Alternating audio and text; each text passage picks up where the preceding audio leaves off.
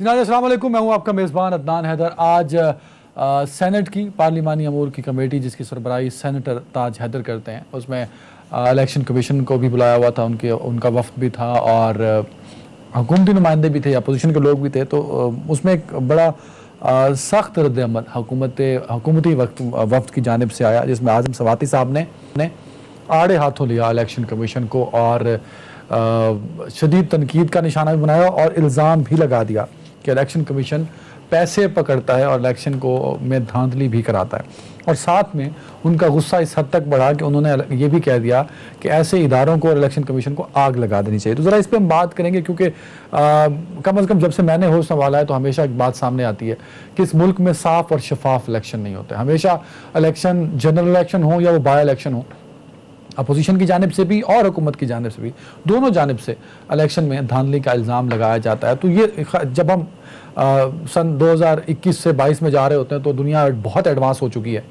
जहाँ Hillary Clinton और Trump के इलेक्शन होते हैं, हिलरी मोस्ट फेवरेट होती है, तो हिलरी हार जाती है तो उस नताइज को कबूल कर लेते हैं। मेरी ख्वाहिश है, और ऐसे ही बाइडन और ट्रंप के बीच में भी हुआ, ऐसे ही हिंदुस्तान में भी हुआ, तो मेरी ख्वाहिश है पाकिस्तान में भी कुछ ऐसा हो कि जब इंतखाबात हों तो एतराज़ ज़रूर करें, नज़रियाती इख्तलाफात ज़रूर होने चाहिए, लेकिन कम अज़ कम मेरी पॉलिटिकल पार्टीज़ को, मेरे तमाम पॉलिटिकल लीडर्स को उन नताइज को और इलेक्शन के जो रिज़ल्ट्स हैं उसको मान लेना चाहिए और इदारों पर ट्रस्ट भी करना चाहिए। अच्छी बात है कि टेक्नोलॉजी का इस्तेमाल होना चाहिए, लेकिन इस मुल्क में डिक्टेटरशिप नहीं है, इस मुल्क में बादशाहत नहीं है।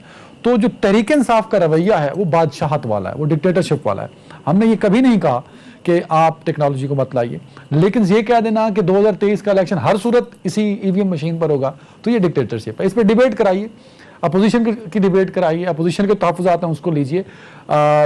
मीडिया को तो खैर इस पाकिस्तान तहरीक इंसाफ किसी खाते में लिखती नहीं, ना ही कभी ऑन बोर्ड लिया गया, तो उसको लेने की खैर जरूरत भी नहीं पाकिस्तान तहरीक इंसाफ को, लेकिन कम अज़ कम इलेक्शन कमीशन को जिसने एग्जीक्यूट कराना है उसको भी ऑन बोर्ड लेना चाहिए। तो इस पर हम बात करेंगे, प्रोग्राम के आखिर में ज़रा बात करेंगे तालिबान की नई हुकूमत कैसे रहेगा, रीजन बड़ा इंपॉर्टेंट है। आज बाइडन और चाइनीज़ सदर की 7 महीने बाद लगभग बात भी हुई और जिसमें गुफ्तगू का महवर जो था वो अफगानिस्तान के बाद खित्ते की सूरत हाल है, और ये अफगानिस्तान वो जगह है कि इसकी सूरत हाल का असर दुनिया पर भी पड़ता है। तो प्रोग्राम के ख़त्म पर जरा हम इस पर भी बात करेंगे। तो सर बात करने के लिए मैं ज्वाइन किया सीनियर तजियाकार जनाब रामिर अब्बास साहब ने। राज साहब बहुत शुक्रिया वक्त देने के लिए। राज साहब मुझे देख रहे थे जब मैं कह रहा था कि डिक्टेटरशिप और बादशाह आते, और है इसी पहला सवाल यही होगा आपसे। सीनियर तजियाकार जनाब lieutenant general retired Ghulam Mustafa साहब हैं। जनरल साहब बहुत शुक्रिया सर वक्त देने के लिए। और मेरे अजीम दोस्त अली हसन मुमताज़ साहब यकीनन लेट होंगे, अगर ज्वाइन कर चुके हैं तो उनका शुक्रिया। अच्छा लेट हैं तो जब वो ज्वाइन करेंगे तब उनका बहुत शुक्रिया। तो राजा आमिर अब्बास साहब, जनरल साहब मैं पहला सवाल आपसे पूछना था, लेकिन सर जब मैं इंट्रो दे रहा था तो राजा साहब बड़े हैरान होकर मुस्कुरा रहे थे और गुस्से में थे, शायद मुस्कुरा नहीं रहे थे। तो आपकी इजाज़त से, हम दोनों छोटे हैं आपसे, तो मैं पहला सवाल राजा साहब की जाने पर, साहब मैं क्या गलत कह रहा था? बाबर अवान साहब का क्लिप मेरे होनहार टीम ने नहीं रखा होगा, नहीं तो मैं आपको सुनाता कि उन्होंने किस तरह प्रेस कॉन्फ्रेंस की और कि कहा 2023 का इलेक्शन ईवीएम मशीनों पे होगा। भाई हो ऑन बोर्ड तो ले लो ना कम अज कम अपोजिशन को जिन्होंने इलेक्शन लड़ना है उस मशीन के जरिए, और इलेक्शन कमीशन को जो ऑन बोर्ड है। पहले सर इस पर कॉमेंट कर दें, फिर मैं आता हूँ आजम सवाती पे भी। सर अदनान, आपने सवाल किया कि क्या आप गलत कह रहे थे, तो अगर आप मेरी जगह बैठे होते एज ए तज्जिया नगार और तज्जियाकार और आप अगर ये इरशाद फरमाते तो यकीनन उसमें आपकी ये एक ज़ाती राय होती और आपको बुलाया ही इसीलिए गया होता कि आपने बताना है कि जनाब उनका जो मौजूदा हुकूमत या अपोजिशन या कोई भी सियासी जमात का क्या तरीक़ाकार है। लेकिन जब आप एज एन एंकर बैठे होते हैं तो एज एन एंकर एक एंकर को थोड़ा सा इंडिपेंडेंटली प्रोग्राम को लेके चलना होता है, विदाउट लेबलिंग कि जी अगर वो तो बादशाहत है और जो अमल बादशाहत वाला और जो अपोजिशन है वो नहायत थी जिसको हम कहते हैं कि वो क्लीन क्लियर और उनका एक पॉलिटिकल स्टांस है, एक उन्होंने पार्लियामेंट में बड़ा पॉजिटिव रोल प्ले किया है। उन्होंने इस मुल्क की तरक्की में पिछले 30 सालों में दूध की नहरें बिछा दी हैं उन्होंने कि ऊपर कोई मैं उनका तर्जमान नहीं हूं सर, मैंने तो ईवीएम पे बात की है। बात कर रहा हूं ईवीएम पे क्या पीटीआई डिक्टेटरशिप नहीं कर रही सर? देखिए ईवीएम में अगर आपके इल्म में हो कि सेनेट की कमेटी बनी हुई है और उस कमेटी के पास ये तमाम चीजें गई हुई हैं जो इलेक्टोरल रिफॉर्म्स हैं, मैं हैरान होता हूं कि इलेक्टोरल रिफॉर्म्स जो कि 30 या 32 हैं, उन तमाम को छोड़ के सिर्फ एक शिक को पकड़ा हुआ है जो कि ईवीएम है। और हुकूमत ने ये भी साथ में जिमला पूरा करे ना। नहीं, एक सेकंड सुन लीजिए सर, क्या तो पीटीआई ने केड़ा कुछ क्या देना तो सर, आप ऐसे बात ना करें ना, आवाम को do not misguide the public. नहीं, आप मिसगाइड करने जो की जा रहे हैं। चीफ इलेक्शन कमिश्नर है, चीफ इलेक्शन कमिश्नर सुन ले, होना चाहिए ना। चीफ इलेक्शन कमिश्नर आपका कहता है कि जनाब इसको हम तब मानेंगे कि जब दोनों पॉलिटिकल पार्टीज की कंसेंसस हो जाए। सारी पॉलिटिकल पार्टी, जी, सारी पॉलिटिकल पार्टीज का कंसेंसस हो जाए। मीनिंग देयर बाय कि चीफ इलेक्शन कमीशन को ईवीएम का जो इंस्ट्रूमेंट है या जो मशीन है उस पे कोई इतराज नहीं है। उसको इतराज ये है कि चूंकि सियासी तौर पे एक कंसेंसस डेवलप नहीं हो रहा, तो he is playing politics rather than कि जी वो टेक्निकली उसको देखे।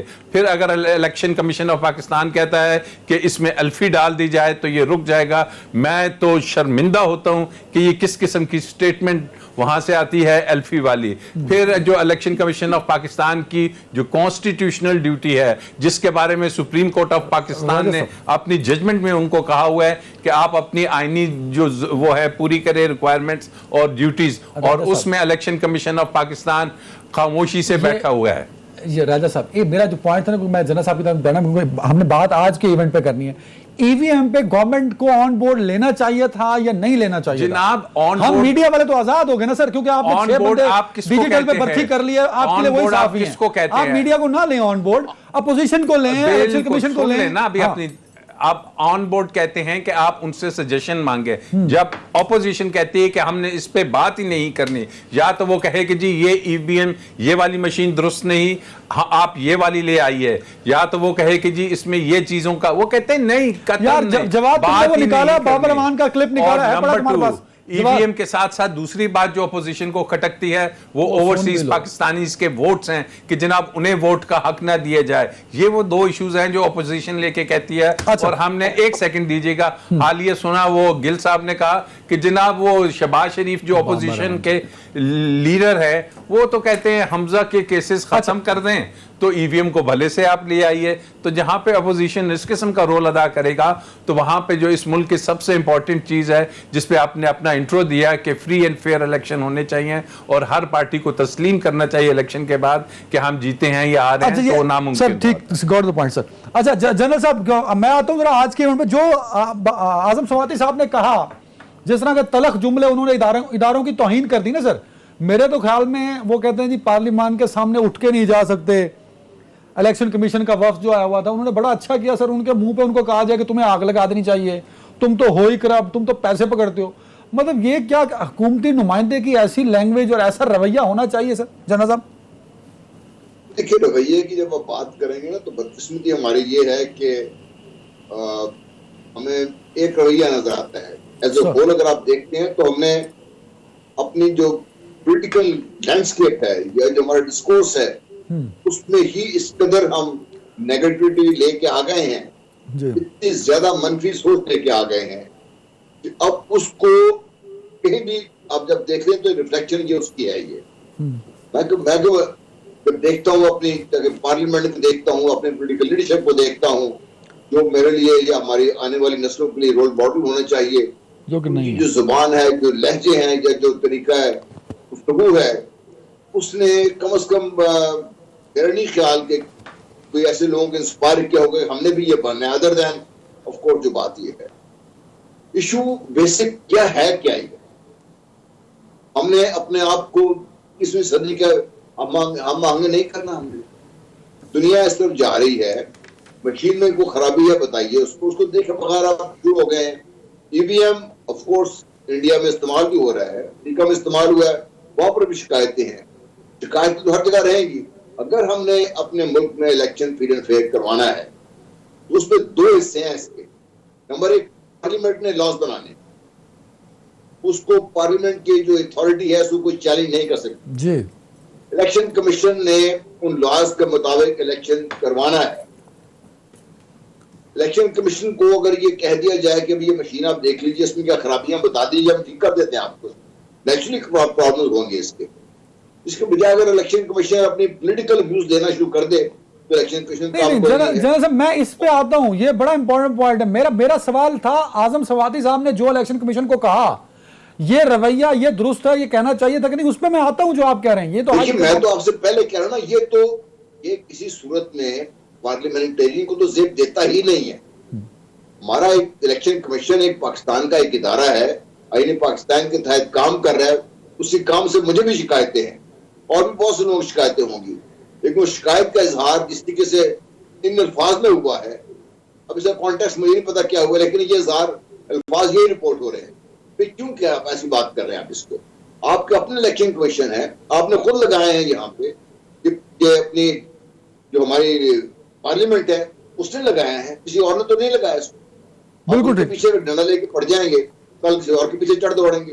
ये रवैया तो हमारा बहसियत मजमूई खैर तसल्ली बख्श तो बहुत छोटा लफ्ज है इसके लिए। बिल्कुल इस किस्म की बातचीत तो होनी ही नहीं चाहिए। राजा साहब, जो कुछ आज उन्होंने कहा आजम सवाती साहब ने कि इलेक्शन को आग लगा देनी चाहिए ऐसे इदारों को, और फिर उन्होंने कहा ये पैसे भी पकड़ते हैं। एक वफाकी वजीर को बगैर सबूतों की बात करनी चाहिए थी, और एक आपको लगता नहीं कि इलेक्शन कमीशन एक इदारा है और ये इदारे की तौहीन हुई और कौमी इदारे की तौहीन जो है वो नहीं होनी चाहिए थी? बिल्कुल दुरुस्त कह रहे हैं आप। अब ये वही सवाती साहब हैं जिनके अपने खिलाफ केस था और फिर इन्हें हटा दिया गया था, और फिर वो क्लियर कर क्या है आपको याद होगा लैंड का और वो दूसरी चीज़ें। और सवाती साहब एक मिनिस्टर हैं, और अगर वो पार्लियामेंट में बैठ के जैसे कि जनरल साहब ने कहा कि एक आईनी अदारे को इस अंदाज में मुखातिब करते हैं, अभी मुझे नहीं पता कि वो उसके क्या थे अल्फाज एग्जैक्टली, लेकिन अगर वो कहते हैं आग लगा देनी चाहिए, ये तो फिर हमारे आइन के से भी वो कह रहे हैं कि जी उसमें जो प्रोविजंस है, कल को ये कहा जाएगा कि जी उसको आग लगा दी जाए, कतन नहीं, ये बिल्कुल गलत है। और अगर जब आप चीफ इलेक्शन कमिश्नर, अभी तो 2 मेंबर्स हैं ही नहीं, सिर्फ 3 अफराद वहाँ बैठे हैं, लेकिन बात ये हो रही है कि क्या उन्होंने चीफ इलेक्शन कमिश्नर को कहा या उस अदारे में मौजूद वो अफराद या वो काली भेड़ें, क्योंकि इलेक्शन सिर्फ 2 आदमी या चीफ इलेक्शन कमिश्नर नहीं कराता, उस अदारे में जो अपॉइंटमेंट्स हुई हैं उनको कहा कि जनाब वो उस लेवल पे काम नहीं करते या वो उसमें करप्शन का एलिमेंट है। अब पैसे पकड़ना तो मेरा बेसिक सवाल है राजा साहब, जिसका आप जवाब तो पूरा सुनिए। बात ईवीएम पे होती है, वो कहते हैं इलेक्शन कमीशन करप्ट है। बात ईवीएम पे होती है, वो कहते हैं इलेक्शन कमिश्नर तर्जमान बना हुआ अपोजिशन का। तो बना हुआ है ना जनाब। बात ईवीएम पे हो रही है ना सर, बना होगा ना, वो कल तो ईवीएम पे वो बात क्या करता है? वो ईवीएम पे बात तो यही कहता है कि जी दोनों सियासी पार्टी, ये क्या बीच में आपने कोई आर्बिट्रेटर बैठाया हुआ है कि जनाब आप दोनों पार्टीज को एक पेज पे लेके आए? और इलेक्शन कमीशन का काम तो ये नहीं है, जैसे जनरल साहब ने कहा कि जो भी लेजिस्लेशन हो जाती है उसके मुताबिक पहले तो लेजिस्लेशन करें ना, वो तो हुई नहीं ना सर। तो लेजिस्लेशन कैसे होगी कि जब आप पार्लियामेंट में आके कहते हैं कि हमजा के केस खत्म करो और इस किस्म के जो ईवीएम है हम अलाउ कर देंगे, जब आप पार्लियामेंट में आके कहते हैं, ये किसी ने नहीं कहा, ये मैंने वो प्रेस कॉन्फ्रेंस का जिक्र किया था, उन्होंने कहा कि हमजा के केस कैंसिल खत्म कर दो तो ईवीएम हम मान लेंगे। गिल साहब की एक प्रेस कॉन्फ्रेंस थी, शहबाज गिल ने कहा। जी शहबाज गिल साहब। ओ सर, शहबाज गिल तो कहने को कुछ भी कहते रहे ना कि अपोजिशन ये कह रही है, वो तो ये भी कह रहे हैं कि वो हमें पैसों की ऑफर हुई थी या पता नहीं हमें डील की ऑफर। आपने कहा कि अगर वो कहते हैं कि जी सवाती साहब की जी ये पैसे पकड़ते हैं, अब वो तो पैसे पकड़ते हैं या नहीं, लेकिन जो पैसे पकड़ते हैं और जिन्होंने करप्शन की हुई है और जिन्हें 10 साल की सजा हुई है, जो इस मुल्क के 3 दफा के वजीर आजम रह चुके हैं, उसके बारे में 2-4 प्रोग्राम कीजिए ताकि आवाम को पता चले कि पैसे कैसे पकड़े जाते हैं, 2.5 सालों से उसी पे प्रोग्राम कर रहे हैं। हैं। और अब मैं इदारा नहीं हूं, लीडर ऑफ द ऑपोजिशन जो शहबाज शरीफ साहब हैं, सुने मत आप शहबाज के नाम, इमरान खान को क्यों इमरान खान को छोड़े, आप शहबाज शरीफ जो लीडर ऑफ द ऑपोजिशन है, पैसे पकड़ने और टीटीओ के केस में उसके खिलाफ इतना ज्यादा मवाद है, आप क्या बात करते हैं पैसे पकड़ने की? टीवी एंकर ने क्या करना या राजा आमिर अब्बास ने क्या करना, इदारे कहां हैं? आपको सवाती की ये बात नजर आई? आपको तो प्रोग्राम करना चाहिए था कि लीडर ऑफ द ऑपोजिशन जो बैठे हुए हैं जिन्होंने कानून मेरे मुल्क के इदारों को कहेगा मैं आग लगा दूंगा, मैं उस पर बात ना करूं, आप ये कह रहे हैं? नहीं, आप बात करें। जनरल साहब ने कहा, मैंने कहा ये कतन दुरुस्त नहीं है, हमने तो आपके साथ एग्री किया। अच्छा, मैं आगे बढ़ अली मुमताज साहब, सर बहुत शुक्रिया, देर आए पर दुरुस्त आए। अच्छा अली साहब सर हमेशा मेरे शो में लेट आते हैं, तो इसलिए ये जनरल साहब ही फैसला करेंगे इनके बारे में। अच्छा अली मुमताज साहब, जनरल साहब और राजा आमिर अब्बास साहब का ओपिनियन है अबाउट द इलेक्शन कमीशन के, वो अपोजिशन की तरफ उसका झुकाव बहुत ज्यादा है और वो इन्फ्लुएंस कर रहा है। उसे तो चाहिए था कि ईवीएम या न्यू टेक्नोलॉजी वो कोई भी हो, इलेक्शन कमीशन को फैसिलिटेटर का रोल प्ले करना चाहिए था। तो क्या आपकी नजर में वाकई अपोजिशन जो इलेक्शन कमीशन है वो खुद को मुतनाज़ कर रहा है, आउट ऑफ द कॉन्टेक्स्ट बात करके या बात को घुमा फिरा के, टेक्नोलॉजी पे नहीं आना, ईवीएम पे नहीं आना और लेफ्ट राइट चीजों को हाईलाइट करके? सर देखिए, ये हमारे लिए बदकिस्मती है कि हमेशा से जब भी इलेक्शंस होते हैं तो इलेक्शंस के बाद यही कहा जाता है, हारने वाला ये कह रहा होता है कि इलेक्शंस फ्री एंड फेयर नहीं हुए हैं। 2008 में हमने देखा कि तब सबने एक मुश्तरका स्टेटमेंट थी सबकी, या उस वक्त मोहतरमा भुट्टो की मदद हुई थी तो पीपल्स पार्टी इलेक्शन जीती, सबने तस्लीम कर लिया। फिर हमने देखा कि आरओ इलेक्शंस की आवाज आई, इमरान खान साहब ने कहा जी हल्के खोलें दोबारा से। फिर 2018 के इंतखाबात हुए, उन इंतखाबात के होने के बाद से लेके अब तक यही शोर मचा हुआ है कि जी वो इलेक्शंस ठीक नहीं हुए हैं और वो मैन्युफैक्चर्ड थे, टेलर्ड थे, और जो कुछ भी उसमें हुआ वो अपोजिशन कहती चली आ रही है। अब मामला यह है कि इलेक्शन कमीशन की सिचुएशन भी बड़ी ट्रिकी है। जिसका दिल करता है इलेक्शन कमीशन के हक में जब दिल करता है बयान देना शुरू कर देता है, जिसका जब दिल करता है इलेक्शन कमीशन को लताड़ना शुरू कर देता है। तो इलेक्शन कमीशन को तो पंचिंग बैग बनाया हुआ है सबने, लेकिन मसला यह है कि अपनी तरफ भी देखना चाहिए ना कि जी आप इस सिस्टम को बेहतर बनाने के लिए इलेक्टोरल रिफॉर्म्स में आपका क्या किरदार है।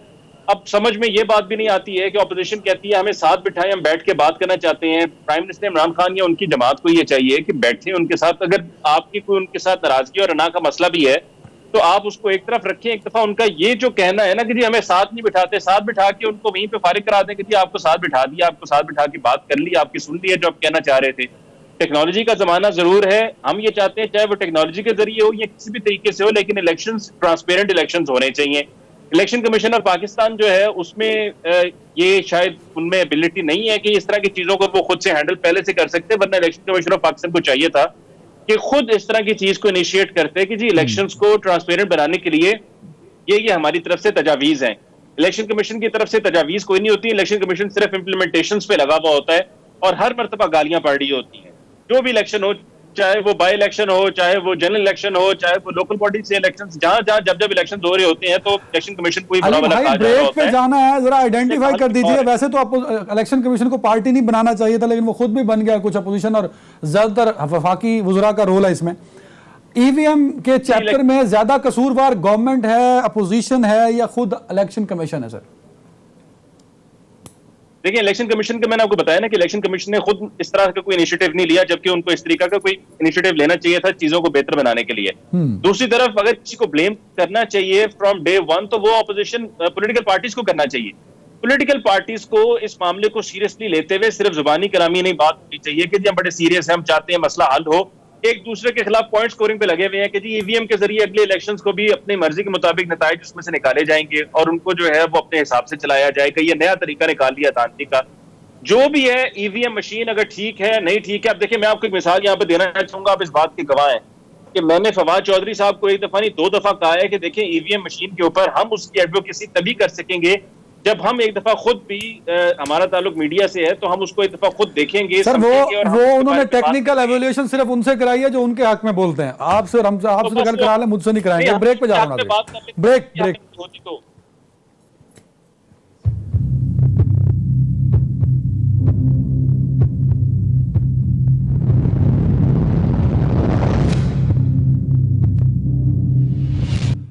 Welcome back. General Ghulam Mustafa साहब, मेरे भोले से दोस्त अली मुमताज़ साहब की ख्वाहिश है कि मीडिया को ऑन बोर्ड लेना चाहिए, और खैर उन्होंने मेरे सामने, मैं गवाह हूँ इस बात का, फवाद चौधरी साहब से ये बात की थी कि आप ईवीएम पे मीडिया को एक ब्रीफिंग दें ताकि हम उस पर बात कर सकें, उसकी वर्किंग क्या है, उसमें फॉल्ट्स किस किस तरह से एक्सपेक्टेड हो सकते हैं।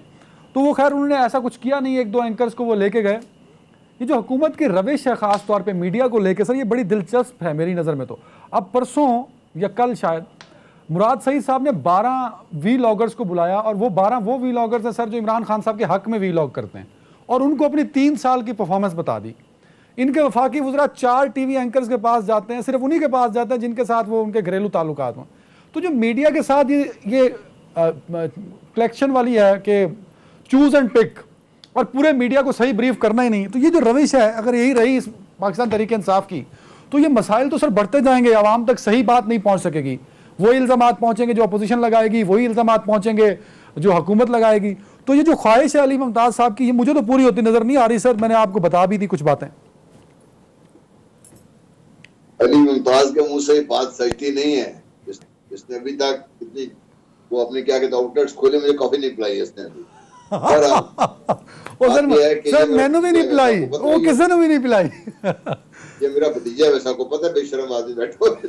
अच्छा, ये बात नहीं पता थी सर, ये आज आपने बताई कि आपका भतीजा। Sir is on the lighter when, you understand that. Sir बात ये है कि मीडिया कभी भी किसी हुकूमत के साथ की तरह चल ही नहीं सकती। अगर मीडिया अपना सही काम कर रहा है, इसका काम है कि हुकूमत की जहां जहां फीलिंग्स हैं या कमजोरियां वो पॉइंट आउट करना। अगर तो मीडिया ऑनेस्टली ये काम करे और ऑब्जेक्टिव रहे, ठीक है, तो दाएं बाएं थोड़ा बहुत हो सकता है, लेकिन अगर ऑब्जेक्टिव रहे और मकसद ये हो कि जो भी उनका क्रिटिसिज्म है या एनालिसिस है उसका वो आप आखिर में हल भी देंगे, तो शायद हुकूमतें बर्दाश्त करने का शुरू कर दें इसके ऊपर। लेकिन मीडिया द वर्ल्ड ओवर एक तो अंडर थ्रेट रहता है हमेशा। दूसरा, पाकिस्तान मीडिया में एक बड़ी अजीब सी चीज बन के रह गई है जी, ये मेरी अपनी ऑब्जर्वेशन, हो सकता है मैं गलत हूं, कि हमने मीडिया हाउसेस ने खुद अपने आप को अपने खास व्यू पॉइंट का क्या कहते हैं स्पॉन्सर कह लीजिए, सपोर्टर कह लीजिए, या उसको एक्सपोनेंट बना के रख लिया है। इससे लोगों का मसला ये बन गया है कि वो अगर पार्टी की बात सुनना चाहते हैं तो किसी और तरफ जाएंगे, रूलिंग की बात सुनना चाहते हैं किसी और तरफ जाए।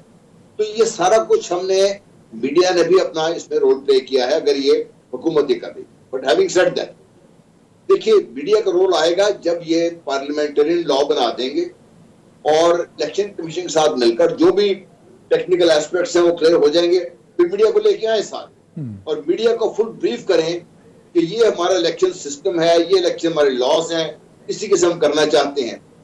अभी मीडिया क्रिटिसाइज तो करता है, लेकिन कई दफा मीडिया को इलेक्शन लॉज के बारे में पता नहीं होता, वो क्रिटिसिज्म उनका इसलिए ऑब्जेक्टिव नहीं रहता। फिर हुकूमत ने चूंकि पूरी तरह मीडिया को ऑन बोर्ड नहीं लिया हुआ, इलेक्शन के कमीशन अपना एक खास नुक्ता नजर लेके चल रहा होता है। तो अली की बात बिल्कुल सही है कि मीडिया को साथ लेके चलना चाहिए, मीडिया को साथ बुलाना चाहिए, फिर मीडिया एतराज करेगा उसके ऊपर, करने दें उसको। जनरल साहब, बड़ी माजरत के साथ कता कलामी की माफी चाहते हुए यही बात मैंने शुरू में की थी कि ये तो एक डिक्टेटरशिप होगी ना सर, ना वो मीडिया को ऑन बोर्ड रखना चाहते हैं, ना अपोजिशन के साथ मामलात सेटल करना चाहते हैं, ईवीएम हो या इलेक्शन रिफॉर्म्स हो, तो अपनी मर्जी से कह रहे हैं कि 23 का इलेक्शन ईवीएम पे होगा। मामलात सेटल करने वाला जो लफ्ज है ना, ये मैं इस तरफ नहीं जाऊंगा। हुकूमत को चाहिए कि अपनी जो भी पॉलिसीज है वो सामने मीडिया करे, ठीक है, यही तो डील वाली बात पर चल पड़ते हैं ना, मीडिया के सामने रखें, ऑपोजिशन के साथ मिलकर बैठ के बात करें।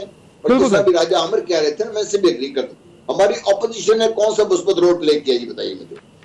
अभी तक ऑपोजिशन ने सिवाय इसके कि हर चीज को उन्होंने नेगेट किया है जो हुकूमत ने बात की है, उसके अलावा ऑपोजिशन कौन सी कोई कंक्रीट सजेशन लेकर आई है कि जिसको मैं भी कहूं कि यार ये ऑपोजिशन वाली बात सही है, ये माननी चाहिए हुकूमत को, सिवाय इसके कि भाई हम जिस तरह हुकूमत लग रही है उस तरह अपोजिशन भी वही काम कर रही है, कोई कंक्रीट स्टेप्स मेजर्स बिल्कुल ठीक है। अच्छा, मैं के साथ खड़ी होगी।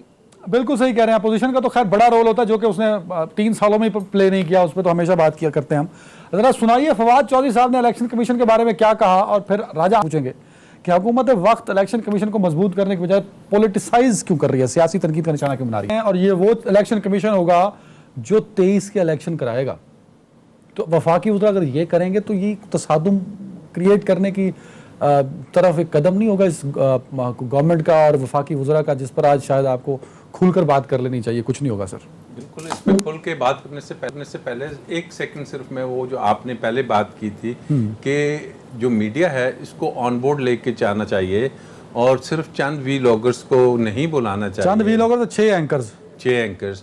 लेकिन अनफॉर्चुनेटली ये जो मीडिया में है कि जब हमारी जो पॉलिटिकल पार्टीज़ हैं ये जब अपने जो सरकारी पब्लिक ऑफिस के दफातर होते हैं, चाहे वो पीएम हाउस हो, पीएम ऑफिस हो, वहाँ पे मीडिया सेल्स बना लेते हैं, जब व्हाट्सएप पे ग्रुप्स बनते हैं, जब ऑन बोर्ड आप सज़ाओं के लिए या अपने मुकदमों के लिए आते हैं तो चंद मखसूस एंकर्स को जहाज़ की फ़र्स्ट क्लास की सीटों पे बिठा के ले आया जाता है बैरून मुल्क से, उन्हें ले के जाया जाता है। तो ये वो कॉन्सेप्ट्स डेवलप हो जाते हैं कि वाकई ही ये जो मीडिया है ये भी थोड़ा सा बायस्ड है कि क्या वजह है कि ये एंकर्स। अब आपने बात की फवाद चौधरी साहब की, फवाद चौधरी साहब को याद रखना चाहिए कि जनाब यही इलेक्शन कमिश्नर जिसकी वो आज बातें कर रहे हैं ये तो इनके अपने अपॉइंटी हैं, इनको इन्होंने ख़ुद ही अपॉइंट किया।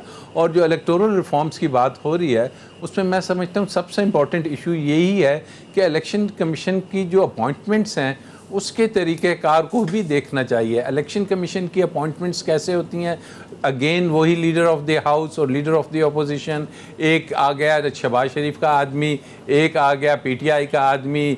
जब ये लोग सेलेक्ट करते हैं तो ये फिर एबिलिटीज़ को कम देखते हैं और ये एफिलिएशंस को ज़्यादा देखते हैं, और जब वो मेंबर्स आते हैं तो वो फिर जो इसका इलेक्शन का लॉ है उसे नहीं देखते, वो उस चीज़ को देखते हैं कि हमें तो अपॉइंट किया था किसी सियासी लीडर ने, तो हम उससे मुखलिस रहेंगे, हम उसके फैसिलिटेटर रहेंगे, क्योंकि उनकी अपॉइंटमेंट्स मेरिट्स पे नहीं होती, उनकी डिस्क्रिप्शन पे आपका होती है। पॉइंट ये है कि फवाद चौधरी साहब को बैठ के ये प्रेस कॉन्फ्रेंस करनी चाहिए थी या नहीं, ये बता दें। देखिए, फवाद चौधरी साहब ने ये जो वफाकी वज़ीर इत्तलाआत सर। जी ये जो प्रेस कॉन्फ्रेंस की है, इसके साथ साथ उनको ये भी करना चाहिए था कि बताएं कि जनाब ये तरीक़ेकार जो इलेक्शन कमिश्नर का और मेंबर्स का अपॉइंट करने का है कि जनाब नाम कहाँ से आएंगे, नाम आएगा लीडर ऑफ द हाउस से और नाम आएगा लीडर ऑफ द अपोजिशन से। जब वहाँ से नाम आएंगे तो फिर आप तवक्कुल नहीं कर सकते इलेक्शन कमीशन। अगर चीफ इलेक्शन कमीशन को रिमूव करने की जरूरत आन पड़े इस गवर्नमेंट के, जो कि इनका रवैया लग रहा है कि खुदा न खास्ता इनकी ख्वाहिश हो भी सकती है, अगर हो जाए तो क्या पॉसिबल है लीगली सर, ये कैसे होगा? नहीं, लीगली तो आई डोंट थिंक सो कि वो उसको रिमूव कर पाएंगे किसी भी तरीके से। इनके 5 पास साल मुद्दत पूरी करेंगे, बिल्कुल इनके पास इख्तियार नहीं है, प्रेसिडेंट ऑफ पाकिस्तान के पास कोई इख्तियार नहीं, अनलेस एंड अनटिल के वो खुद रिजाइन ना कर दे या उसके खिलाफ ऐसे कोई एलिगेशन आ जाए कि जनाब there is no other way. There is no. Ali Mumtaz साहब, अली मुमताज साहब, सर ये एक लास्ट कमेंट अगर आप कर दें इस इलेक्शन कमीशन के हवाले से, क्या आपको लगता है कि इलेक्शन कमीशन को, इलेक्शन कमिश्नर पर इस तरह बैठकर तनकीद करना और उन पर एतराज़ उठाना और धांधली का इल्ज़ाम लगा देना, पैसे लेने का इल्ज़ाम लगा देना और ये कह देना कि भाई आपको तो आग लगा देनी चाहिए, ये रविश रही हुकूमत वक्त की जो है, तो इससे इलेक्शन कमीशन और इलेक्शन का सिस्टम कितना मुतासर हो सकता है सर? बात वहीं पर आकर खड़ी रहेगी। इलेक्शन कमीशन पर एतराज़ात उठाए जाते रहेंगे, इलेक्शन कमीशन को गालियां दी जाती रहेंगी, इलेक्शन कमीशन के अंदर हम मुख्तलिफ फॉल्ट्स निकालते रहेंगे। ये तो आपने अपनी फ्रस्ट्रेशन निकाल दी, आग लगा देनी चाहिए। आप क्या मशवरा दे रहे हैं? आपने यही सब कुछ जो है वो अपनी अपोजिशन की सियासत में किया, लोगों को आपने गालम गलोच सिखा दिया, लोगों को आपको इस किस्म की गुफ्तगू करना सिखा दी, सोशल मीडिया पे जो आपने आज बैठ के टेलीविजन पे कर दी है कि आग लगा देनी चाहिए और पैसे देने वाला इल्जाम लगाना तो इस मुल्क में कोई मसला ही नहीं रह गया। जिस तरह जब करता है किसी पे पैसे लगाने का इल्जाम लगा देता है, जिस तरह गवर्नमेंट अभी कहती है ना जी ये मीडिया डेवलपमेंट अथॉरिटी हम लेकर आएंगे और अगर कोई फेक न्यूज चलाया करेगा तो उस फेक न्यूज के चलाने पर उनको करोड़ों रुपया जुर्माना होगा, इंडिविजुअल को भी और इदारे को भी। तो इसी तरह अगर आप किसी के ऊपर फेक इल्जाम लगाते हैं, बेबुनियाद इल्जाम लगाते हैं, पैसों के इल्जाम लगाते हैं, मुंह से बात कहना बहुत आसान है, उसको साबित करके दिखाएं। आपके पास वहां पर स्वाति साहब एविडेंस मौजूद होनी चाहिए थी इससे पहले कि आप इतनी बड़ी बात करते हैं इलेक्शन कमीशन ऑफ पाकिस्तान को लेकर। इलेक्शन कमीशन ऑफ पाकिस्तान हमारा बड़ा इंपॉर्टेंट इदारा है और ये बड़ा मामला हसास है क्योंकि ये इलेक्शन से मुतल्लिक है और गवर्नमेंट की फॉर्मेशन से मुतल्लिक है और फिर लोगों का एतमाद बहाल होना चाहिए इलेक्शन कमीशन पे और हमारे इलेक्टोरल प्रोसेस पे। आप इस तरह से गालियां नहीं दे सकते। और पाकिस्तान मीडिया डेवलपमेंट अथॉरिटी में जो ये बात करने जा रहे हैं फेक न्यूज की, वहां पर मैं सोच रहा था कि अगर फर्ज करें मेरे पास कोई इत्तला आ जाती है किसी पॉलिटिकल पार्टी के अंदरूनी जराए से कि जी एक मामला होने जा रहा है, कोई खबर है, मैं खबर चला देता हूं और उस खबर को प्रोग्राम में भी मैं नशर कर देता हूं, डिस्कस भी कर लेता हूं। अब हो सकता है कि आगे जाके कोई पॉलिसी में तब्दीली आ जाए, कोई हिकमत अमली में तब्दीली आ जाए और वो वैसे मामला ना हो तो क्या फिर मुझे जो है वो नोटिस सर वो नए डॉक्यूमेंट्स के तहत तो सोर्स का तो कॉन्सेप्ट ही खत्म हो गया ना न्यूज में, फिर न्यूज का रंग और न्यूज की जो असल एक जान है वो खत्म हो जाएगी। यही तो वो चाहते हैं। बिल्कुल, वो चाह रहे हैं कि तमाम टेलीविजन चैनल जो है वो पीटीवी बन जाए। और अब आपने जो बात कही ना कि मनपसंद लोगों को बुलाकर मुलाकातें कर दी जाती हैं, ये सिर्फ मिनिस्ट्रीज में मिनिस्टर्स के साथ मसले मसाइल नहीं है, गवर्नमेंट के साथ नहीं है, ये हर शोबे में है। बिल्कुल ऐसे ही। ब्रेक पे जा रहा हूं, ब्रेक के बाद बात करेंगे अफगानिस्तान की बदलती सूरत हाल के हवाले से, ब्रेक के बाद।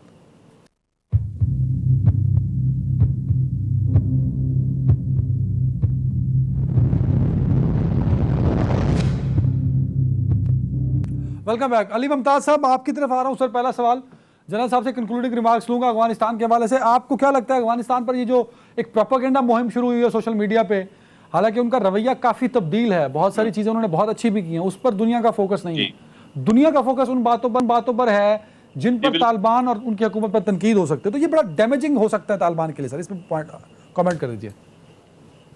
जी बिल्कुल, इसमें कोई दूसरी राय नहीं है। मैं आज मलिक मंजूर साहब से भी मेरी गुफ्तगू हुई और मैंने यही पॉइंट रेज किया कि यही मामला पाकिस्तान में भी है और यही कुछ वहां पर भी है कि अगर वहां पर खवातीन को लेके कुछ एहतजाज करवाया जाता है और उस एहतजाज में डिलिबरेटली इंटेंशनली ऐसी सिचुएशन क्रिएट कर दी जाती है कि जिसमें कोई वाकया हो जाए, तो वो वाकये का हो जाना ही बहुत बड़ी खबर है।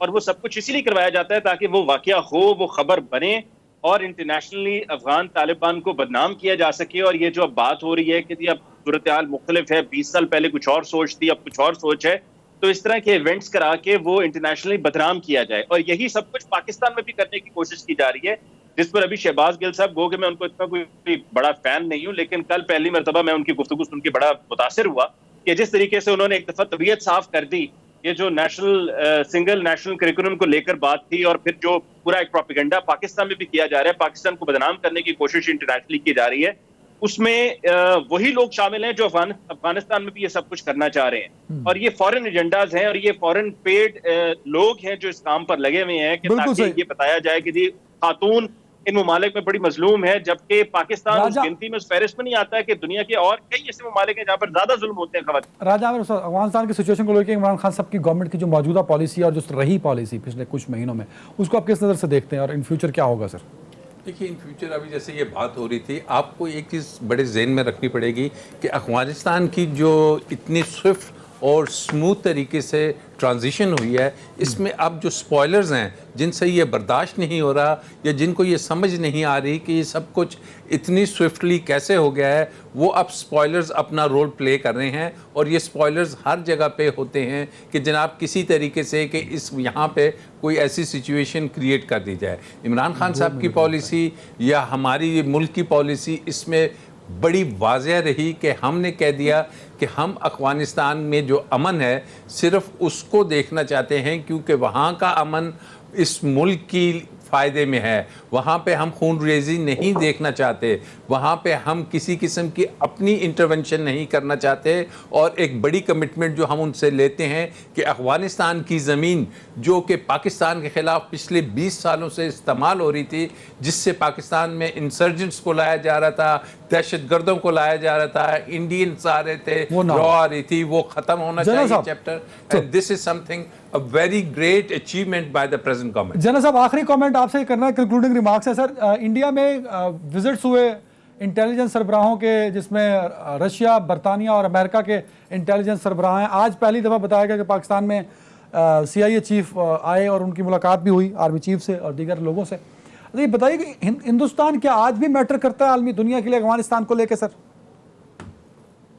हिंदुस्तान को देखिए, पिछले काफी अरसे से कोशिश की जा रही थी कि अफगानिस्तान में खास जगह बना के दी जाए, उसको कुछ पैसे भी लगवाए, उनको जगह जगह कॉन्सुलेट भी खोल के दिए गए, पूरा सपोर्ट भी किया अमेरिका ने और वेस्टर्न वर्ल्ड ने उसको। उसके बावजूद वो अपनी कामयाबी हासिल नहीं कर सका, बल्कि उसके गले पड़ गई। अब दो इश्यूज हैं, क्योंकि हमारे का ख्याल ये था कि हम निकलेंगे तो ये भारत यहाँ में मौजूद होगा और ये मामला हमारी तरफ से संभाल लेगा इसको। भारत जगह बना नहीं पाया। और भारत को दूसरा बड़ा सीरियस मसला ये है कि तालिबान की स्पेक्टेकुलर जो मैं कह रहा हूँ जो मूव थी और उसके बाद जो कामयाबी उनको मिली है अल्लाह के फजल करम से, उसने जो बाकी आजादी की तहरीकें इस खित्ते में हैं, चल रही हैं, उनको एक नई जहत और एक जरा बख्शी है। चाहे वो कश्मीर हो, चाहे वो भारत में पलने वाले दूसरे हैं, उनको ये खतरा भी है। बल्कि मुझे तो खतरा ये है, और मैं इसको ट्वीट भी किया है, कि भाई Pakistan must be on guard. कल को ये कोई बहुत बड़ा अपना फॉल्स फ्लैग करके उसको तालिबान का रंग दे के पाकिस्तान को इसमें इम्प्लीकेट कर दिया जाएगा कि पाकिस्तान ने करवाया है, और दुनिया मान लेगी। 48-50 लोग तो भारत के साथ हैं। ये बड़े पाकिस्तान को भी केयरफुल होना है, अफगानिस्तान को भी केयरफुल होना है, क्योंकि इस खित्ते में एक किस्म का आदम इस्तेहकाम वो अमेरिका और उनकी मगरबी ताकतें भारत के साथ मिलकर पैदा करने के दरपे हैं। इसलिए तालिबान को, इसलिए पाकिस्तान को हर चीज पर मतून किया जा रहा है। और हमारे अंदर से लोग इसी की सभी जनरल साहब 30 सेकंड है मेरे पास। तालिबान की मौजूदा हुकूमत क्या चल पाएगी, आपको क्या लग रहा है? जी चलेगी इंशाल्लाह। देखिए, ये बहुत समझदार लोग भी हैं, संजीदा लोग भी हैं। अब तक क्या ख्याल है, तालिबान को कामयाबी जो पिछले दफा मिली थी तो मिली जाता, वो जो कुछ करना चाहते हैं वहां पे उनके लिए मुश्किलात तो ऑलरेडी खड़ी कर दी गई है ना। उनको पता है कि सबसे बड़ा इशू इनके लिए इनकी इकोनॉमी है। बिल्कुल यार, 1 मिनट और दे दो। अली मुमताज साहब, 30 second over to you. Taliban की नई हुकूमत चल पाएगी कि नहीं? क्या पाकिस्तान और दुनिया को सपोर्ट करेगी? जल्दी सर, 30 सेकंड्स। जी बिल्कुल चल पाएगी, इसके अलावा और कोई चारा नहीं है, and this is the only solution left. इसी वजह से अब अफगान तालिबान की वहां पर हुकूमत है, और ये हुकूमत जैसे तैसे भी है, लेकिन ये हुकूमत चलेगी और पाकिस्तान की भरपूर सपोर्ट रहेगी, और आहिस्ता आहिस्ता सूरत हाल बहुत राजा बेहतर और साहब, पहले same से बहुत comment, बेहतर हो जल्दी से जाएगी। और जो देखिए, लोग ये उसी तरीके से चलेगी कि जिस तरीके से तालिबान आए और लोगों को हैरान कर गए हैं, और अब लोग हैरान होंगे कि किस खूबसूरत और एक अच्छे अंदाज में और कोऑर्डिनेशन के साथ ना सिर्फ मुल्क के अंदर बैरून मुल्क ममालिक के साथ वो चल पड़े हैं, और जो उनकी डायरेक्शन है वो एक बिल्कुल सर। पॉजिटिविटी की तरफ जाए। बहुत शुक्रिया मेरे तीनों मुअज़्ज़िज़ मेहमानों का। नाज़रीन अपना ख्याल रखिएगा। अल्लाह हाफिज़।